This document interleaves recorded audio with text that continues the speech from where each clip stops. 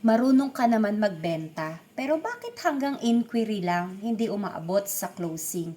Minsan kumpleto ka sa produkto, mabait ka, masipag ka, pero biglang nawawala ang client.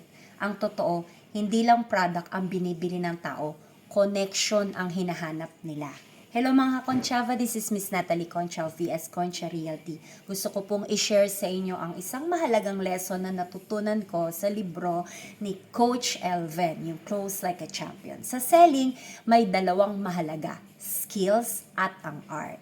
Sa skills, ito ang superpowers ng seller. Una, communication skills. Ang pakikipag-usap sa client ay parang pagtatayo ng tulay, yung bridge. Kailangan mo silang kausapin sa language na naiintindihan nila. Dito nabubuo yung trust at understanding. Pangalawa, questions. Ang tanong mo ay parang x-ray vision. Dito mo malalaman ano talaga ang gusto nila at ano ang pinagdadaanan o struggle nila.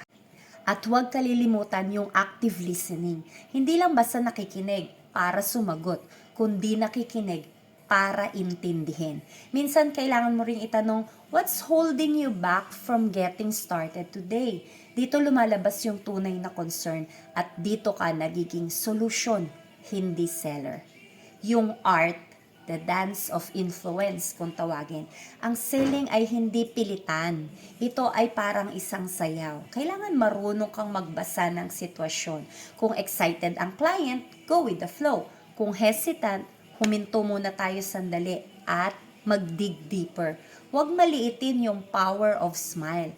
Ito ang non-verbal communication, eye contact, body language, at pinapakita nito na present ka at seryoso ka sa kanila.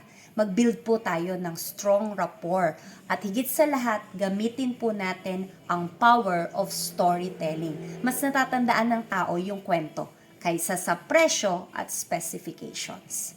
Tandaan mga kakonchava, skills ang magdadala sa'yo sa table, pero art ang magdadala sa'yo sa closing.